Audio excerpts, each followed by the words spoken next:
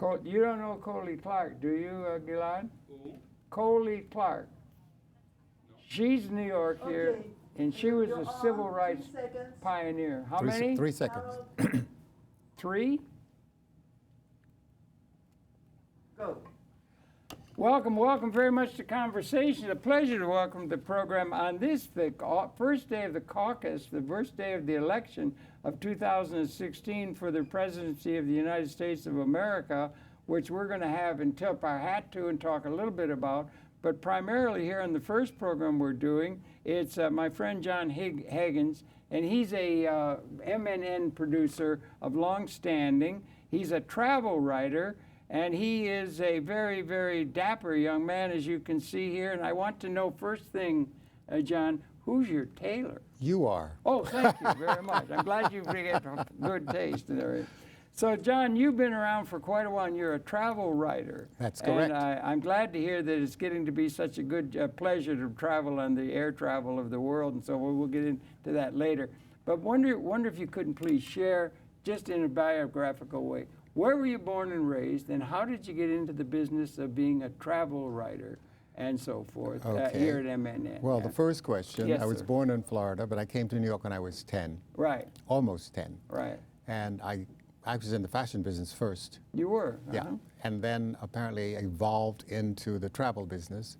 And so a friend called me and asked me to write. That's how it all began. And so every time I've done something, someone's called and said, hey, can you do this? And I said, why not? Oh, right, answer the call. Yeah, Well, absolutely. that's a good lead. The best That's way. a good lead, yeah. Best way. So it Well, pays to have good friends. Yeah, it does indeed. But you said you came here at 10. You must have come with family or something. Oh, yes, of course. Yeah, what of was course. the family setting like? Was it favorable toward adventuring? You were an adventurer. Well, you have an adventure mentality. I know. Well, the thing is, I traveled all of my life Yes, as a sir. kid because I lived with my grandfather for 6 years, and we were always all over Yeah. traveling on the weekends, and it was just a great adventure, having wonderful experiences with family and friends. Don't mean to pry, but with your grandfather traveling all over, that wasn't normal for most people. That's pretty unusual to have a grandfather that's traveling all over the world like Oh, he that. wasn't going around the world, he was traveling all over Florida. All over Florida. Yeah. Oh, okay, sorry. So it sort of piqued my interest. 'Cause Right. There was a woman who had a painting of Venus on the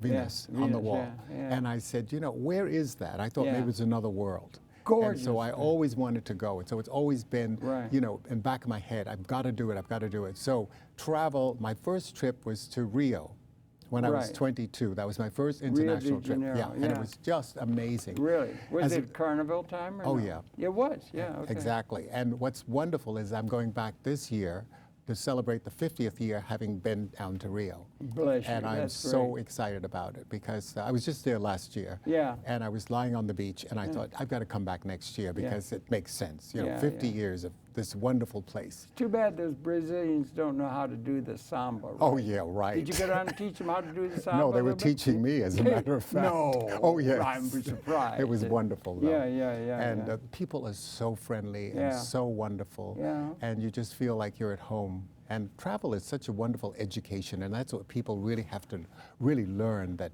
it's the first thing I say is pack a sense of humor, and get out of bed and travel. My slogan for the show is "My world is your world." So Okay. remember, get up, get out, and travel. Well, I like it. Have you got that trademark? Have you got that Absolutely. trademark, right? Absolutely. Got it down, right? Yeah, Okay. absolutely. Can I use it once in a while in a song or something when Maybe. it comes at night? You have to call me first. Yeah, I don't call you lawyers, right? Yeah, okay, like that. But No, it's- you've traveled all over the world. I have. You really have. You're traveling all of the time. It's a big, wide, wonderful world, isn't it? It's really? fantastic. The Yeah. only problem is just the air, just going through the TSA and all the customs and so on. That's the bore. But once you get to the destination, it's wonderful, no matter where you've been. What is TSA? Oh, that's the, I guess, a transit something or other. Those people with the, they want to go through your with bags. the machines you walk Yeah, through. right. That's for Yeah. the security, Yeah, right? Did you hear about the crazy woman who put her baby through that little screener and they put her in jail? No, I Said hadn't put heard. all your possessions. Did you put a baby in the Firstborn. Yeah, right. Yeah, your firstborn. That's one way to get rid of them. Sacrifice your firstborn, yeah. No, it's amazing the changes that are going on, right? God, We've God. seen some changes in our time, haven't we? I remember when you can Yeah. get on board and pay on board, which was amazing, like on the Yeah. shuttle to Boston. Yeah, right. Forget about that. You Yeah. can't even get to the gate, you know, nowadays. Yeah, it's getting really tight. Oh, it's isn't it? unbelievable. Yeah. But once you do it, and once you're there, you have wonderful experiences like in Vietnam, where I just came back from, and Thailand, which was just an amazing experience. I was so impressed with Vietnam. Really? Because of the people and the cuisine and its history and just the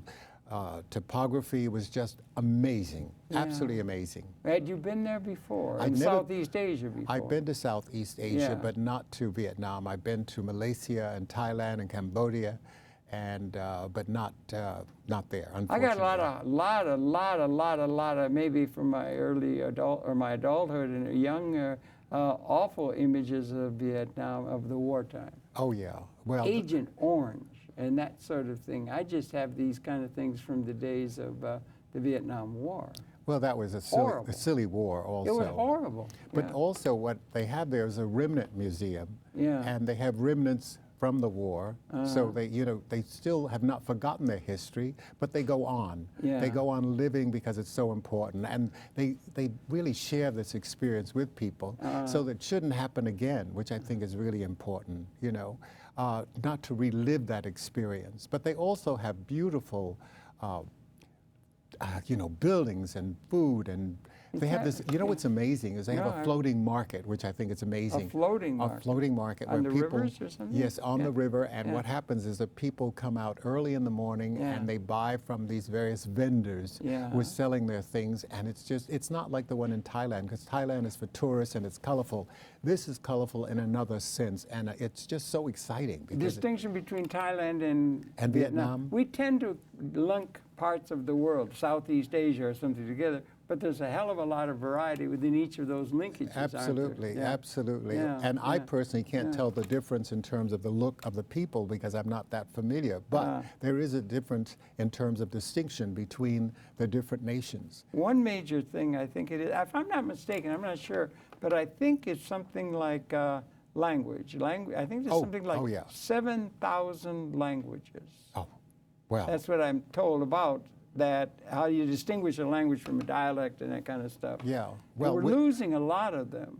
Well, in Vietnam, they have so many, I don't remember what the number is, so many ethnic groups within the country. And it's just, I don't know, it's just so amazing to me. We were pretending, we borrowed a coolie hat, and we got the basket from the woman. You were traveling with someone? Yes, I was traveling with someone, my videographer. And what happened was that we went and pretend that we were you know, doing the rice. What are they doing?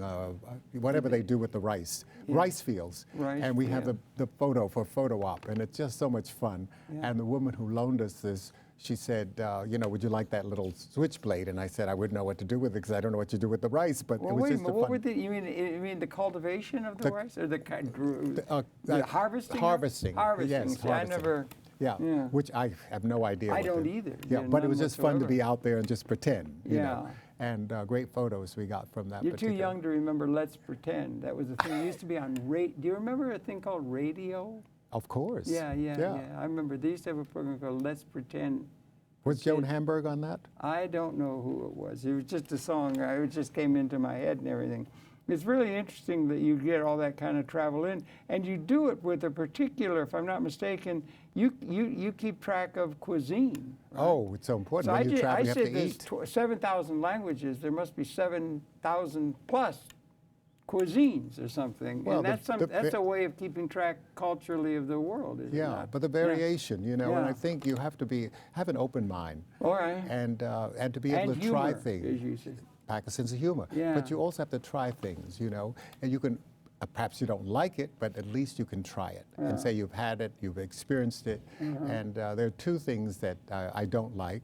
You know, only two? Two things. I could do more than two, well, I think. Two things that I don't like. Really don't like? You mean really, really, really don't like? Okay. Bacalao. Bacalao. Yeah. And you know, that codfish, which I think really sucks. Yeah. But then there's also another dish which which I have tried it, but it's a stinky fruit, and it's called durian, which is from Asia, and they love it, and it's very expensive, and it's one of the things that I guess you have to acquire a taste for it. But those are two things I don't like. But I would eat that. Andrew Zimmern, who's on the travel show, said, that he does not like durian, but he eats these things that are crawly that go down his throat. And I thought I would eat the durian before I'd eat something that's crawling down my throat. Well, yeah, you got to be pretty adventurous to eat some of the things that people eat. And some people, they just think something's grand, and it just would make you want to, be ill. Oh, Yeah. well, just a thought, like, Somebody for said- instance, worms, as an example. They Yeah, snap the head off, and then they pop it in their mouth. Or chipolinas in Mexico. Now, wait a minute, what are we talking about? Where is that? Where are the worms? Oh, the worms are in Asia. You're talking Asia now. Yeah. Now, you see, we got a cultural thing, Asia, right? Exactly. So okay. And you see some collective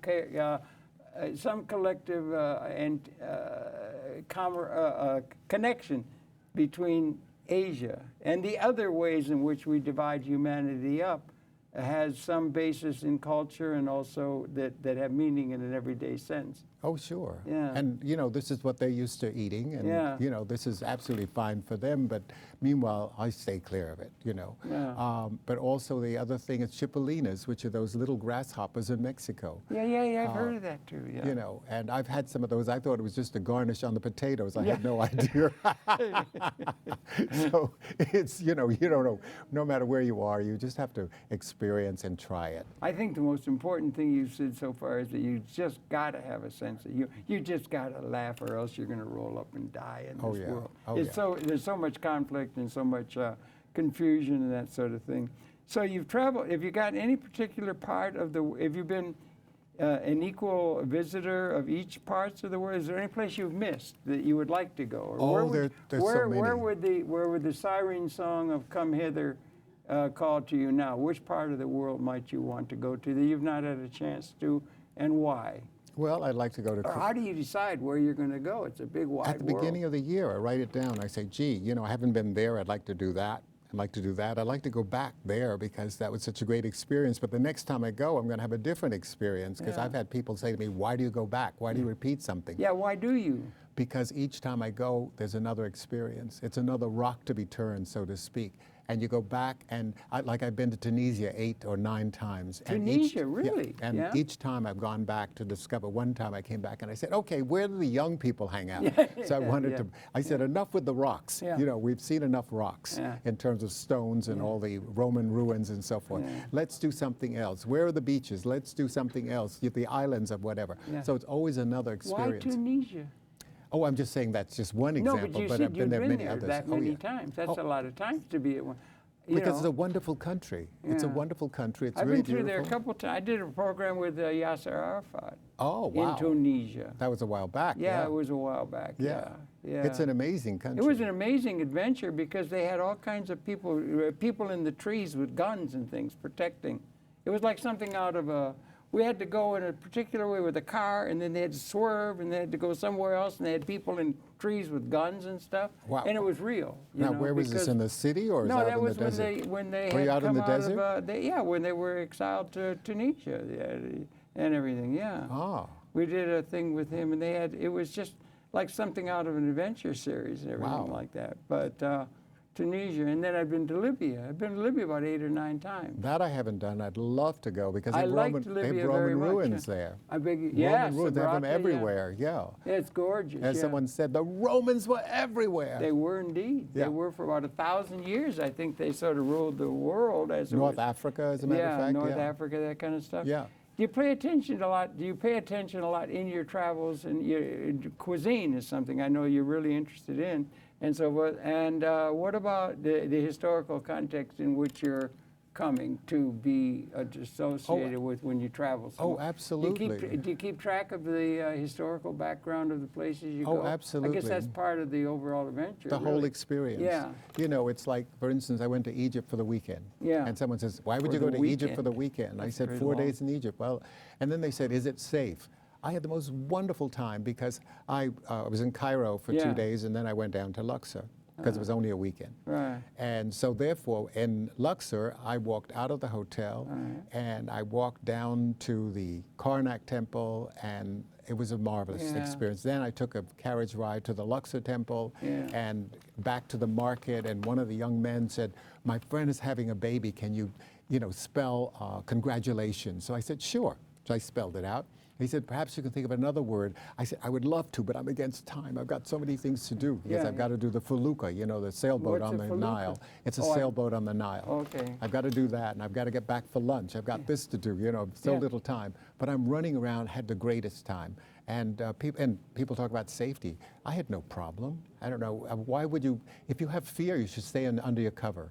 You know, in bed, not get up. I've traveled quite a little bit. I've never felt fear. No, I don't feel it at all. But that may be just innocence abroad, you know, Yeah. not realizing you should feel fear. But I've never felt fear and everything. But that would hamper you from traveling. Yeah, if you yeah, did that, right. you know? And You also, don't I wanna think do it's that. good to be youthful. With your youth, you got a lot of energy to do it. Oh yeah. I hitchhiked all through the Middle East one time with it's nothing. I mean, it was wonderful. amazing. I don't know. I think I walked across North Africa. Wow. Which I wouldn't want to try and do, like, you know, Today. about 50 yards of that now. But, you know, so youth is a good thing like that. I also experienced, I had an experience coming back to the States, and the young man asked, where are you coming from? And I said, Gozo. He said, what? Gozo. He had no idea what Gozo Got was. a nice sound to it. And so, you know, it's a Maltese island. Oh, okay. And so then he looked at my passport and he saw Jordan in there from another trip. And he put it in a folder and he said, follow me. So I said, like a puppy. I said, okay. So I followed him into this room and I looked around and I said, oh, he thinks I'm a terrorist. And the woman stopped and she asked, okay, where have you been the last 2 years? I said, honey, I don't know. Look at my passport. Yeah. So then she found out what I did, so she said, never mind, go on. And then as I was going out, the young man said, do you have any smokes? I said, no, I don't smoke. So he said, do you have any liquor? I said, well, 3 bottles that were given to me. He said, never mind, go on. Yeah. And that was the end of that. Yeah. But they held me up for an hour during that particular experience. But it was just like, you know, and they're not so aware of all those people in immigration should really know the world in terms of destinations. You mean the people that in immigration services right. should know the world? They should know all the different destinations. Like when I said Gozo, we had no idea where that was. Well, why should they know all the world? Because they're dealing with people who are coming in from all these different places, so they should know where these places are. There are an awful lot of places to be coming from. Yeah, but you'd have to know the whole damn world, wouldn't you? Or no? They should be educated that way. Yeah. I mean, certainly a Maltese island, you know, or, you know, I don't know. So you think that people should be educated to the realities of their geography? Absolutely. Or to the social setting of the world? They should be educated to understand the world. Absolutely. You Yeah, just I brought think up an so. important point. There was a guy on NBC who said, in the country of Africa. Yeah, the country. It's a continent. Yeah, It's not a country. 52 countries, I think. Do you think there's a problem with ignorance of the human condition by too high a percentage of the population of the world, and then therefore they're easily led by charlatan so-called leaders of the human condition? You know what I'm saying? Yeah, possibly. Yeah. Oh, they don't really want to know, you know, and they're sort of locked into their own little space. It's like a book not a book, I didn't read it, I saw the movie. The last exit from Brooklyn, this girl never left her block. I mean, I was so depressed, I went out and had 3 margaritas after. And I hissed when the movie was over. I couldn't stand it. I said, how does anyone not leave their block? That makes no sense to me. What about people, I've often thought, I think too much a lot and get into all kinds of thinking and everything. I was thinking the other day, we had this snowstorm. Were you here in New York? Oh, sure. That was a hell of a storm. It was know. all over the place and everything. I said it was up to my eyebrows, which is an And exaggeration. let me ask you a thing. It just put off a series of thinking in my head, which is a problem with me. I keep thinking about things in an odd way. But I was thinking, and here they were, and I was thinking about the Eskimos, right? And the Eskimos live up there in Canada, up in northern Canada and so forth, and they've been there for about thousands of years and everything. And they're used to snow. No, they live in a house made out of ice. Well, Now, a mean the house made out igloos. of ice has to lack some of the amenities of a civilized way of life, like say a hot shower. You couldn't. Do you understand? It's a very limited kind of thing. get a popsicle and take a bath. Don't be a smarty ass. We don't. New York does not need another smart ass. But anyway, but they live there for thousands of years, and in San Diego. And I've thought about it. I've known some about the historical condition. It could have happened really easy. It was about 73 degrees every day of the year. 73 degrees. Below. 40? No. San Diego, California. Oh, San Diego. Oh, it's San fabulous Diego. city. They're up there where they live in a house made out of ice. Right. And that says a lot. in terms of comfort or at least civilization. And 74 degrees and about 25% humidity, a perfect southeast breeze. Why didn't they 5,000 to 10,000 years ago walk a couple of months down to California? Why do people stay where they do Conditioning. rather than moving to where it's really good? Conditioning. No, but that would be climatically, right?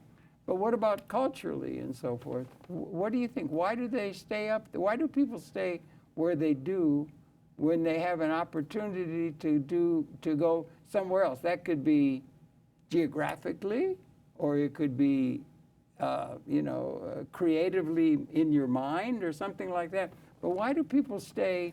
You mean to visit or to live? Well, I don't know. I'm not sure myself, John, to tell you the truth what I'm talking about. I'm saying, why do people stay where they are? So how about depression as opposed to elation or something like that? Why do people stay in conditions What about of northern oppression? What about northern Europe, which has 6 months of darkness, and then it's? I mean, how do you live through that? Oh, Russia. Horrible. I don't know how they can do it. There's a place in Russia called Yakutsk. Have you ever been to Yakutsk? No. Don't go. I mean, maybe you'd go if you want to. No. I've been to St. Petersburg, but not. No, St. Petersburg's on the ocean. That's got moderation. That's reasonable and everything like Yakutsk. There's a place in the Siberian, in the Eurasian landmass. I'm not sure. I did geography as a doctorate and all that and everything, but I think it was something like between the average temperature of the warmest month and the average temperature of the coldest month. I think it varied 70 degrees below. Wow. And 70 degrees above Fahrenheit.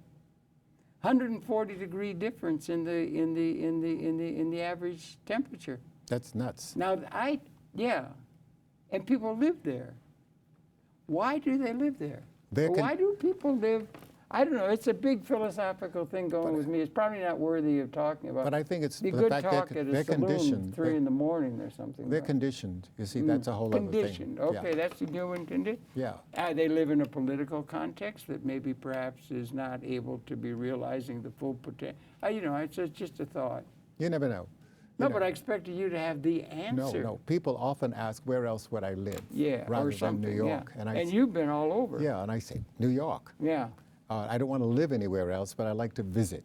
I You love like to to visit New York? explore other destinations and. Wait a minute, you'd like to visit New York? Is that what you said? I like to live in New York. live in New York and visit other. other places. Spoken like a New Yorker. New Yorkers got the biggest egos in the world, I think, maybe. Well, yeah? No? however, I'm not originally a New Yorker, but No, you're I've not. been You're here a long Floridian. time. Yeah. No, but back to the question, why do people, why does humanity stay where it is in terms of there's a new world beckoning? Like we may be on the point of liberating the whole damn the whole world and everything, and we still stick with old ideas. 4-letter word, comfort. Comfort. That's not a 4-letter word. 7-letter word, whatever. Oh, well. I can't count. How about gelt? Maybe it's got to do with money or something. But why does humanity stay stuck where they're all tied up with outdated institutions and so forth, like making holy writ out of it all, instead of getting on with the fact that there's a whole new world dawning in terms of progress? Yeah. What about the idea of progress? Are we making progress as a human society, or I don't are know. you optimistic, pessimistic for the human prospect? I'm very optimistic. You are? Yeah. Okay. And you were talking earlier about the political situation. Yes, I think. Well, we're on caucus day today to start.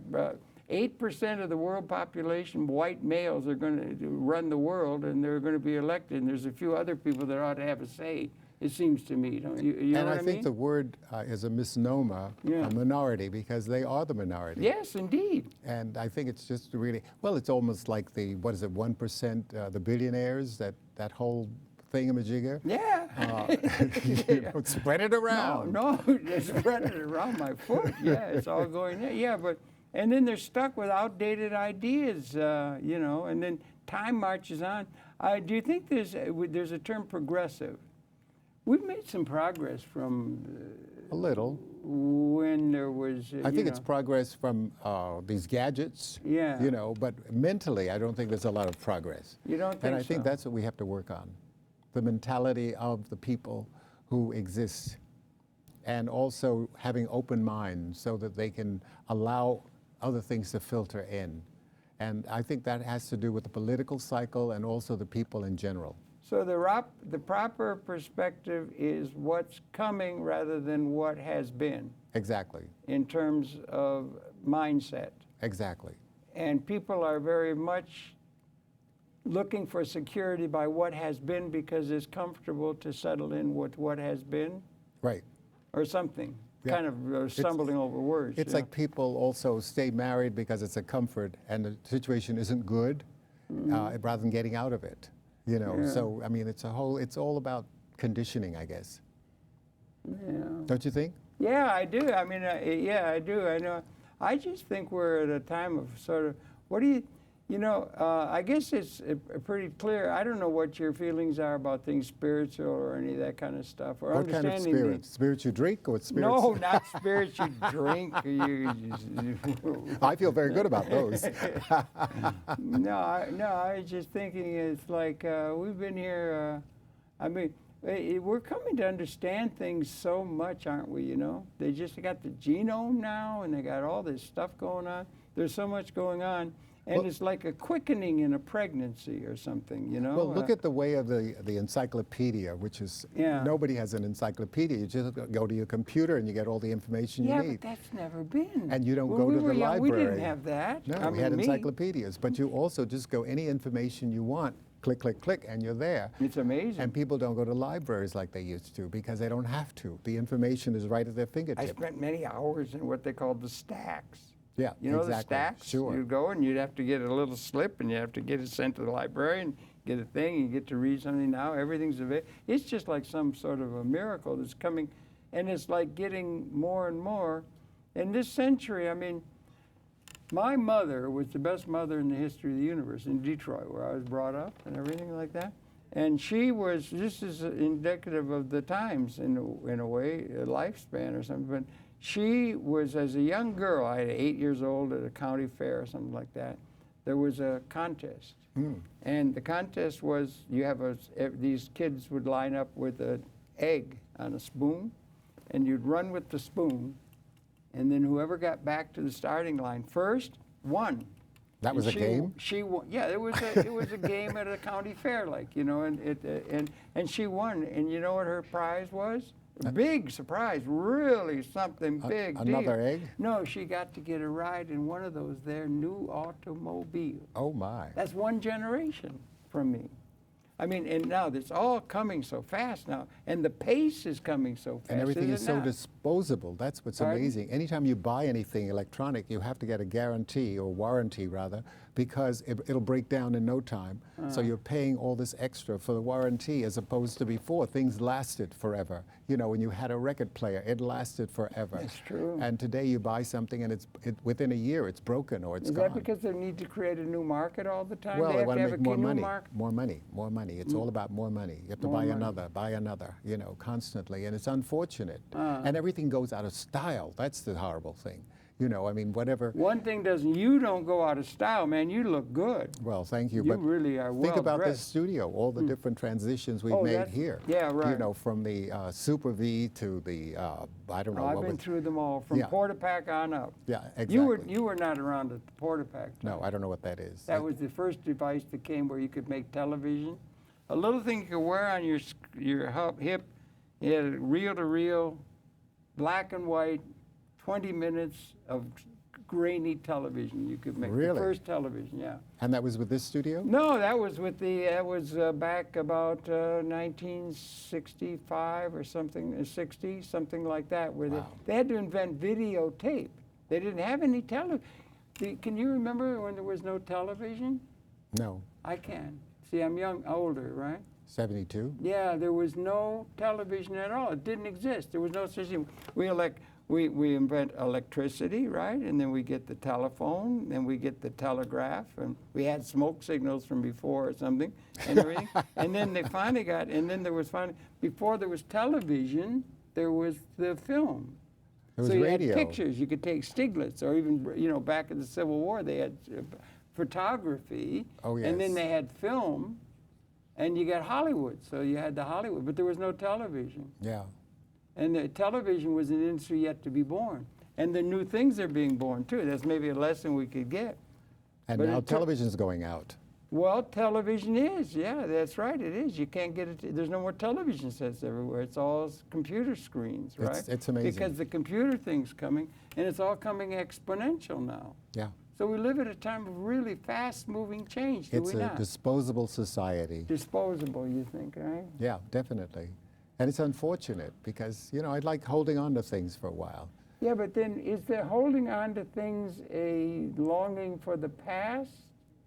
We could sit around and older men or women, or they sit around and I don't know what this younger generation's coming for. They're always complaining about the younger generation doing the new bunny hop or some damn new thing, or they keep coming up with, instead of, you know, George M. Cohan, they got all these fancy new songs and, you know, the progress and, you know what I'm saying? Yeah, but I don't think it's that. I think of the fact that I guess I'm just cheap. I don't want to buy something new.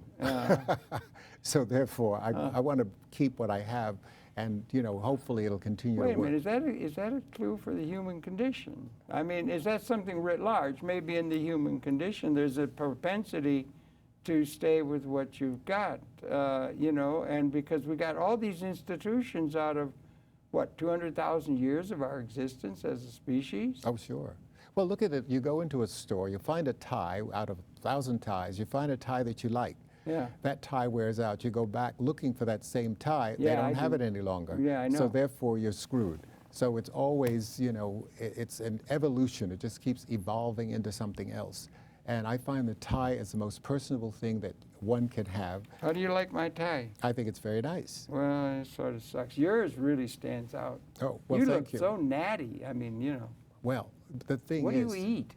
everything. Okay. Everything. I just Because wondered. I when review you stand, You're in restaurants. such good shape. I Yeah. review restaurants for New York Lifestyles magazine. What a great gig. And so I Wait get, a minute, you get to review restaurants and the food and the restaurants all of that and food. hotels? Yep, So you can travel everywhere and you got the entree into the thing because everybody wants to have you writing up good things about them. exactly. Hey, that's a And- pretty good gig you got, right? By the way, in my book, You can just pave your way into the Savoy Prince Hotel and go right into the top dining hall, and they'll welcome you with open arms. Of Say, course. yes, sir, come in. We want to have you write a good review of our thing. Exactly. You take advantage of that? sometimes. I'm but- just making. but you that's know- is that a metaphor for the human experience? But also in my book, which is called Chasing Wild Ass, which is not about Chasing what? wild ass. And- Chasing wild. Wait a minute.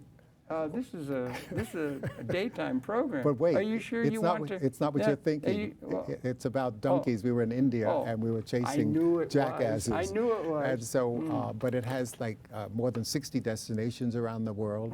And in addition to that, it has color photos, 100 pages of color photos, and it has recipes to whet your appetite Yeah. and allow you to dream about these great destinations around the world. So you can go in there and experiment with some of these recipes and make the food of those different destinations so you can feel like you're there. So it makes a lot of sense. Yeah.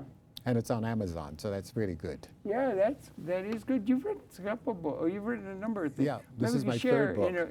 in a loose kind of way. Some of the, you got a blog. You do communication. You do a program here, and then Right. you do books and things like. Right. Your output, sir. Could you Yeah. maybe share with us some of Well, the also output I've of done what you've done? on ABC with Joan Hamburg, Yeah. talk about various things in terms of travel. Travel. I'm on other people's shows as well, in addition to writing the columns, which I also write a travel column for the magazine, New York Lifestyles magazine as well. Good. So I'm busy all You've the time. done that for quite a while, the lifestyle. thing? Well, that's since last June, so Only it's about last 8 June, months. Yeah. What about 8 over months. the long haul, the decades long? Oh, I've done for a number of other How publications. did you get into this gig? They call me. Oh, Everybody no, calls me. You were 10 years old in Florida or something. Yeah. And how did you get into? What a good thing to do. You're a writer on fancy hotels and fancy travel means, and also for restaurants of the best in the world. Right. You've written a ticket by writing about that stuff to you leading the life of a gentleman and a scholar. Well, you're so kind to say that. Huh. You know, but meanwhile, I've got to do the work. I've got wait. to write the story. You do have to have some chops in writing typewriter. Right. Do you write on a typewriter? Computer. Stuff? You computer. do on a computer. Yeah. You've given up the typewriter. And what I do nowadays Did you have a is that Selectric and everything at one time? a long time ago, yeah. A long time ago. But actually what I do now is I write on the plane on my return trip, so therefore it's all very fresh, and then I can just bang out, do a rough copy, and then when I get back I can fill in the little holes and zap. What's wonderful about it is I've never even been to the office of this New York Lifestyles magazine. What I do is I zap it through the internet. Yeah. You know, I send it WeTransfer, the story goes with the photographs, bam. WeTransfer, I use WeTransfer to bring programs here. Do you do that here too? No, I don't use that for this, but my photographer for the restaurants is Maybelle Webster, and the fact that she does the photographs and we zap it off, and it's wonderful. Yeah. You know, I never have to go to an office. So you've got a good thing going for your lifestyle and everything like that. Yeah. And I would think that you wake up in the morning and you're saying, oh, what a beautiful morning. No, where am I eating today? Oh, what a beautiful day. No, where am I eating today? No, but there are a lot of people in the world can't do that, right? Well, how do you think it is that some people are able to get a situation where everything fits into place? Are there people who live lives that are every morning is a beautiful day and everything's up to date? There's a program, kids program. It's a beautiful day in our neighborhood. oh, Mr. Rogers. Yeah, Mr. Rogers, and it's a beautiful world and a beautiful world and beautiful. You know what I mean? There's people who live that, really.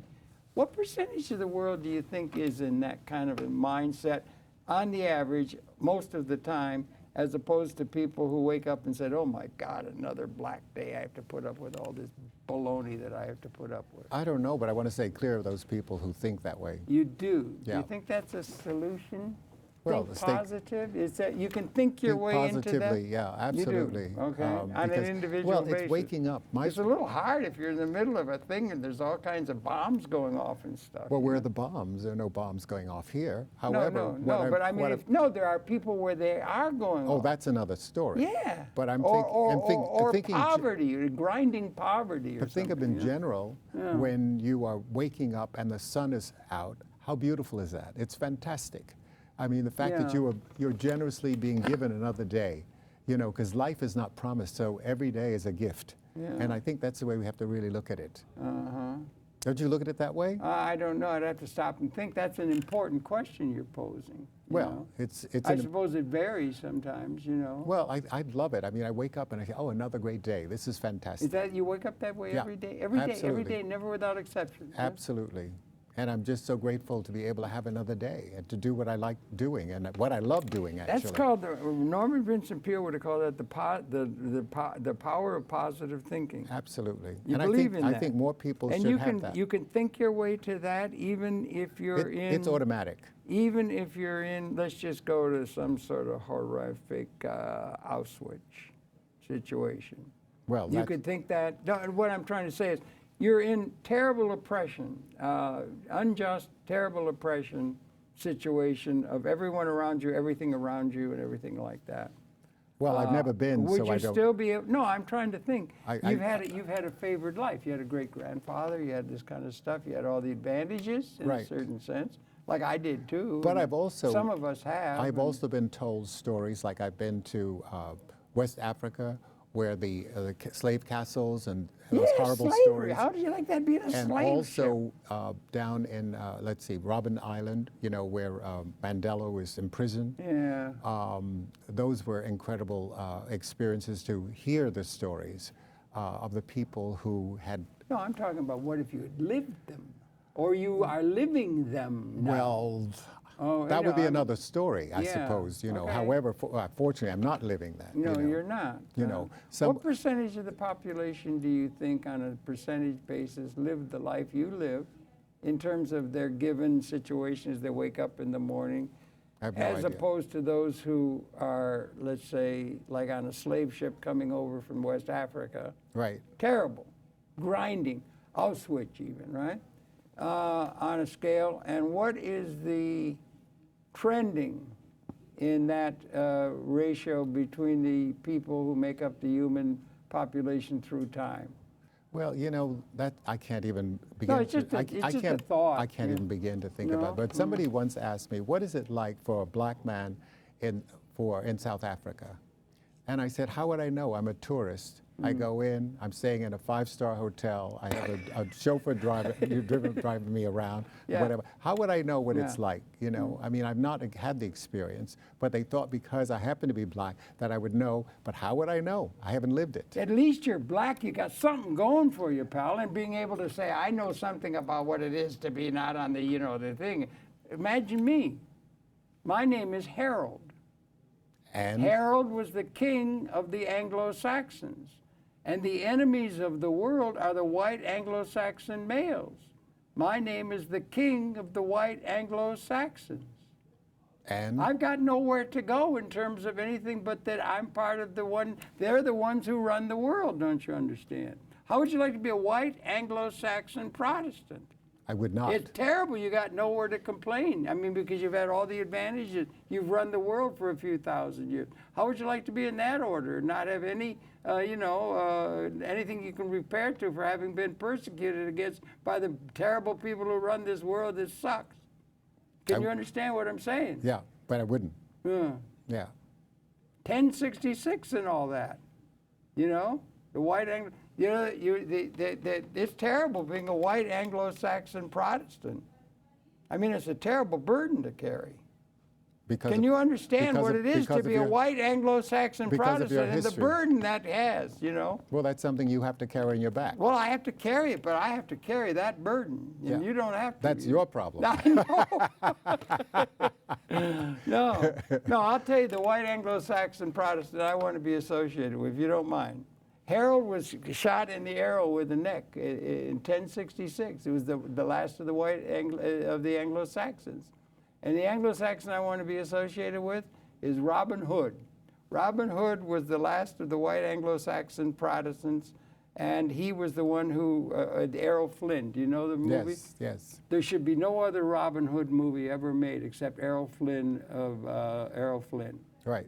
He had the green tights. Yes. And he's swinging. I'm 10 years old, and he's swinging on a vine coming into the forest with Marion, Maid Marion, and the awful brigands who had taken over and conquered the Saxons, and the Saxons were being oppressed by the Normans.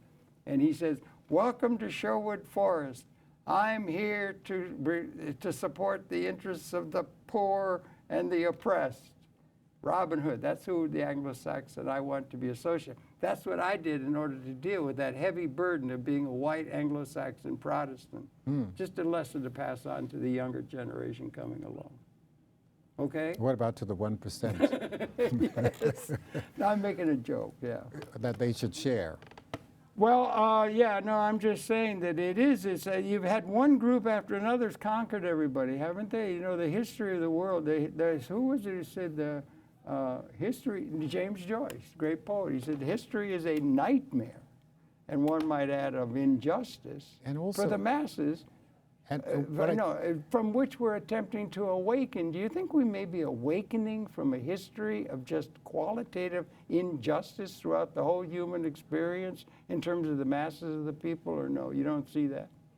No, but I think, it's so crazy, this whole thing about war that's been going on for centuries. And, always. Yeah, which my feeling is, I think the leaders should get in the boxing ring, have it out if they have a disagreement. Well, we got an election coming up. And then what happened? This is and then, guess what? We wouldn't have any wars because they don't want to fight. You see, that would be a whole other thing. Rather than sending these young men out there and having them you did something about, use their lives. Who are you saying, young men? I'm saying that instead of the young men going out to war, to battle, that if we sent the leaders of the countries into a boxing ring and they had it out, I think there would be less war. I think we could settle it that way, right? As opposed to all these young lives being lost and families being destroyed, and it's senseless. It really is senseless. War is senseless. And a lot of it's all about religion and also natural money. resources. I was going to get to that. Natural resources as well. Like whether it's oil or diamonds or gold or whatever, it's all that kind of crazy stuff. And it seems to be ever since the Paleolithic, or Neolithic, 8,000 years ago, they have empires. They have a political system, and the way the legitimacy was established is you had a bigger club than somebody. You can hit them on the head, and then you have soldiers who protect you there for a while, and then you get creation stories, and then you get, PR, and you build up, I'm better than you kind of thing. And then and so you got a few people up in the castle. I mean, you had Nebuchadnezzar, you had Egypt, you had Rome for 1,000 years. 1,000 years after Rome in Europe, you had dynastic families. And the king's up in the castle, always eating off golden plates, and everybody's wallowing around in the mud. Yeah, exactly. I mean, there's never been justice for the masses or anything. Do you understand what I'm saying? Absolutely. Do you think it's getting better? No. You don't think it is on No. a percentage basis or anything, No. right? No. There's So still, that is a thing called real or realpolitik. Whoever's got the power rules. Yeah. You know, like that, and you just, you know what I'm saying? Yeah. Exactly. That's the history of the world, pretty much. Unfortunately. Yeah, and you don't think that's alterable?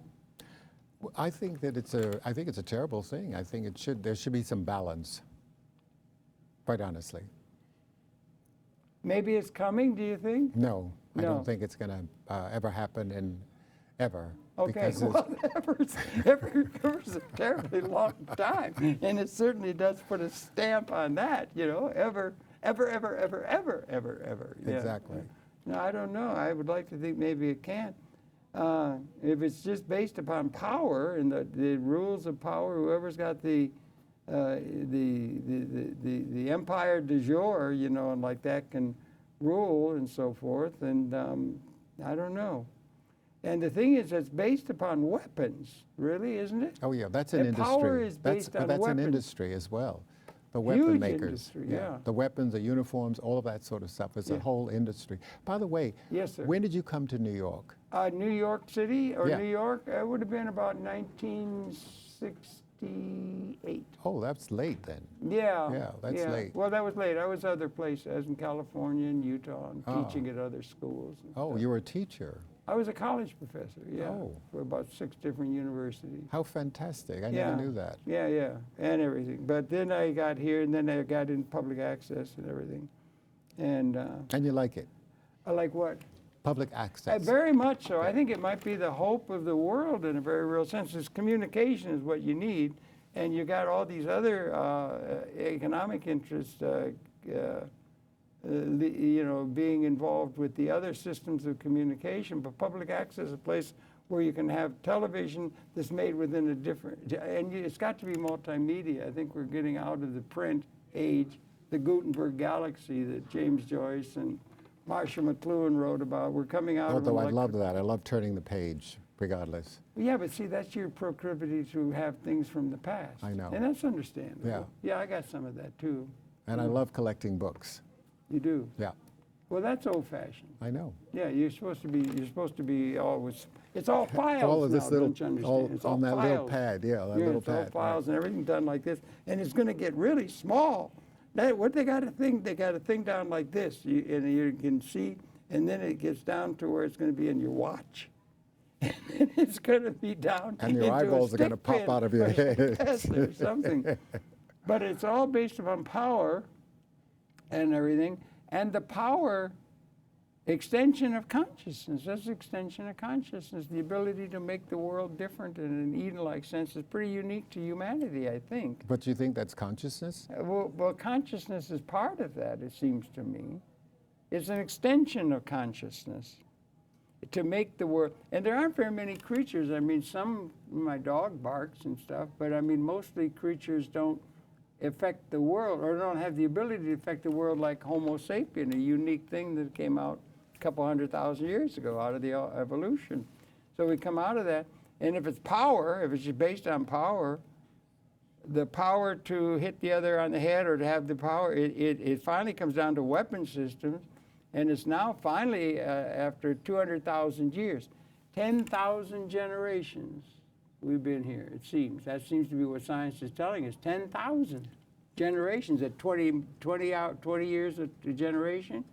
We're here, and so we now got the point where the weapon systems that are existing in the reality, that's part of the reality in in capability, not the use, not the actual, but the weapon systems that exist with the thermonuclear and everything, that they are of such a nature in their destructive capability as to be able to tell us in modeling that is very accurate that if they're unleashed in a spasm of hatred that's been our want throughout all of our human history, it's the end of the whole bloody species. Exactly. Now that's a kind of end point in terms of an evolutionary process that we ought to take account of in a way. But also talk about evolution. They were talking about going to the bottom of the sea, and they managed to go to the soil below. Magnesium and stuff. And they were also talking about the fact that this soil goes back 10,000 million years or whatever. How the hell do they know it? How can they judge 10 million years ago? That to me makes no sense. Well, they could. You mean the archaeological record and everything? Well, it just comes out of their head. They just make it up. No, I think it's coming out of a lot of research. And don't you trust the intellectual process as much as they've been able to do? No, I think they make it up. Oh, well, that's an interesting thing. That would be interesting indeed. No, I guess I tend to give credence to intellectual science. Because they were drilling the other day all the way to the bottom of the sea through the ice, and they were pulling up these little orbs or whatever they would call it, the earth or whatever, and they were saying, well, this dates back, this particular thing that we discovered only has one cell and it dates back to 10 million years ago, and I'm thinking, I don't get that at all. Well, there'll be some mistakes, but on the whole, I trust the scientific process. I think it's just amazing what's going on ever since Galileo and everything. We're not we're coming to understand things in a way, and we're coming to understand things in a way where this is a crescendo moment, or women have, what do they call it when they're having they call it a quickening or something in a pregnancy. You have a pregnancy, and I don't know quite what it is either. But there's an event in the birth of a new, and that we're coming to a time of a birth of a new era, and not just politically, but evolutionarily. We're coming down because we have an incredible capability on the technological side, a positive side. Every day there's a revolution in every field, every design, everything. And everything. I mean, there's so much going on that is possibly able to bring life support to all of the human society in a way that's never been there. And also the ecology. We could take care of it. We got a tremendous capability. Our institutions are out of date because they're all based upon scarcity. There's not enough. We may have transcended material scarcity at an ontologic level. And it would be nice if somebody mentioned it once in a while, but they don't. But we're at a time, it's a defining generation.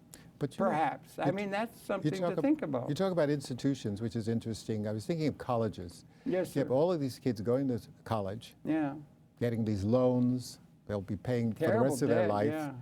And yet, when they get out, they can't find jobs.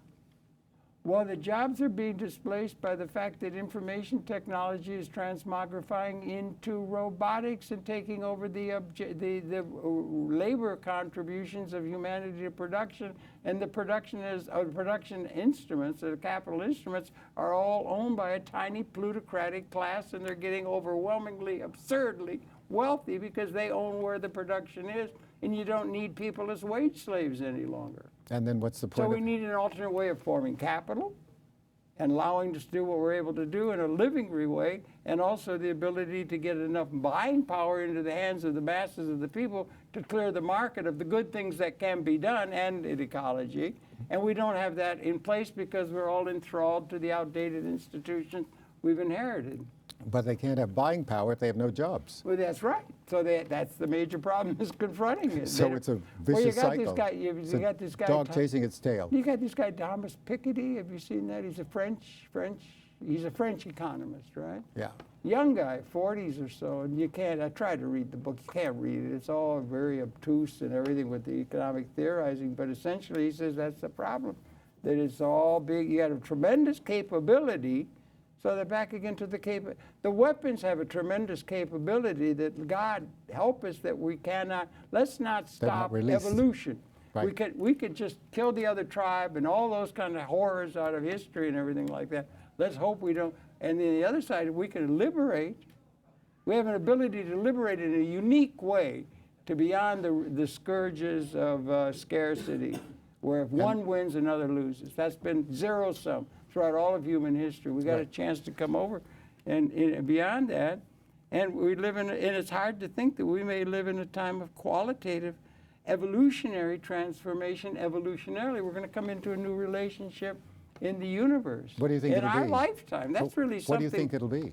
Well, I don't know. It'll be an a priori mysterious design, seems to be the structure of universal mind, or the universe. There's synergies all the way up through the whole universe. So if we get there and we have a liberation of the humanity, it would be like a gigantic jam session with Louis Armstrong hitting high C right at the moment of a human, and the whole 100 million cells in a human organism, and they all work. They're all individual, and they all work as a system. And you got humanity's got to work as a system. You have a jam session that it'll be a synergistic resonancy that interaccommodates systems. And there'll be a resonancy that interaccommodates a liberated humanity within an ecological context. You lost me. That we cannot know what it is until we get there. You lost me. No, it's there. It's for the record, you know. But anyway, I think we just live in absolutely amazing times, you know. I mean, you could have been born into any year. Oh, yeah. No, I think it's amazing, too. I mean, the evolution. But I always say it's like you go to B&H as an example. Yeah. And you go out the front door, and they're coming in the back door with something new. Yeah. So whatever you bought is obsolete. You got to be 8 years old to keep up with it. Yeah. Well, not only that, you just have to keep buying and buying. But the thing is, again, that's what I call the... Yeah, but the stuff keeps getting smaller and smaller and more powerful all the time. Ephemeralization, doing more with less through good design. Oh, sure. It's a mark of the time. We could just liberate everybody. Everybody could be living a life that they want to do in a way that's never been available to us until now. So what a time to be alive. You could have been born in the 8th century. It took 10,000 years to invent a tack.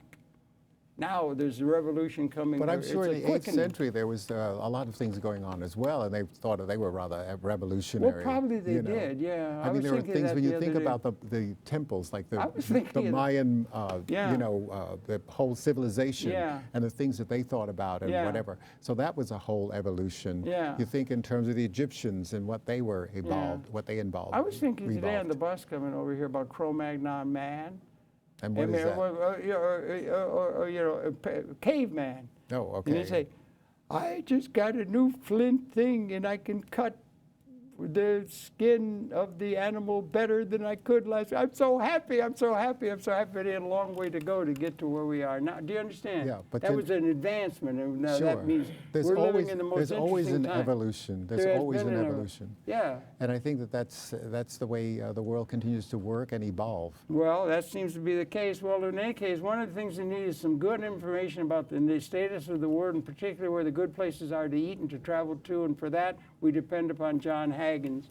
Thank you very much for all that good work. And keep it up, young man, and everything. And you keep it up. And thanks for coming in. It's your pleasure to have had the Perception Jon Haggins, travel writer, producer, Manhattan Neighborhood Network producer extraordinaire. So good to talk to you, John. We got to keep talking like this. Absolutely, okay? absolutely. Yeah. Okay, well then go out and get him, Tiger, and everything. And thank you for viewing. We'll be coming back again tomorrow on Conversations. So that's it. Once again, John, so good to talk to you. Okay, well, I think now we got 2 seconds left. What do you have to say? 3 seconds, quick. Get up, get out, and travel. All right, good. You heard it here first. Okay, that's it. Okay, we got to say goodbye now. Okay, thanks, Johnny. Thanks, Harold. Okay.